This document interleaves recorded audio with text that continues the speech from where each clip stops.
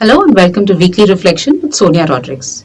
Today is Monday, the 29th of March, 2021, and we are going to reflect on the Gospel according to John, chapter 12, verses 1 to 11. Let's open our hearts and listen. 6 days before the Passover, Jesus came to Bethany, the home of Lazarus, whom he had raised from the dead. There they gave a dinner for him. Martha served, and Lazarus was one of those at the table with him. Mary took a pound of costly perfume made of pure nard, anointed Jesus' feet, and wiped them with her hair. The house was filled with the fragrance of the perfume.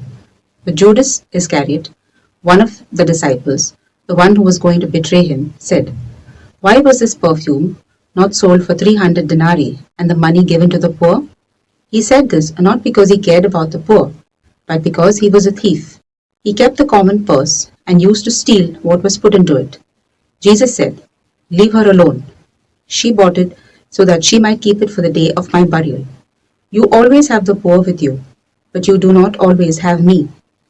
When the great crowd of the Jews learned that he was there, they came not only because of Jesus, but also to see Lazarus, whom he had raised from the dead.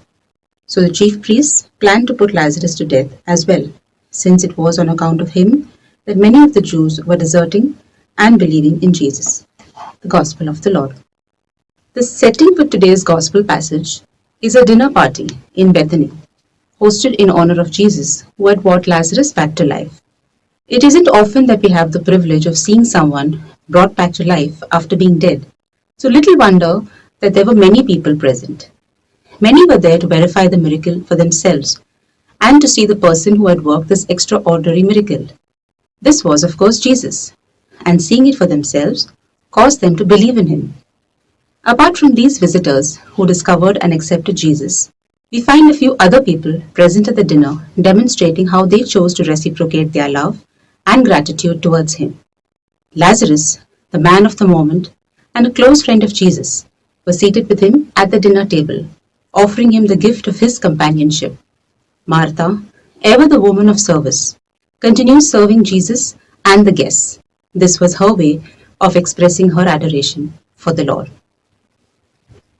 Then we have Mary, whose devoutness was evident by the way she always chose to sit at his feet and listen to Jesus with undivided attention.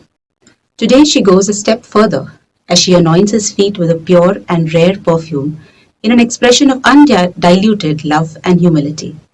So deep and intense was her love for Jesus, she didn't spare a thought before using expensive perfume to anoint and wipe his feet, nor did she allow the ridicule or scorn that came her way to disturb her. Judas, who was also present, selfishly chose to focus on the cost of the perfume, criticizing Mary for what he thought was a waste of money. Knowing what was in his heart, Jesus rebuked him and upheld Mary's selfless act. Whether it was 300 denarii or 2 copper coins put into the treasury by a poor widow, it was never the amount that mattered to Jesus, but the richness of love flowing through the gesture.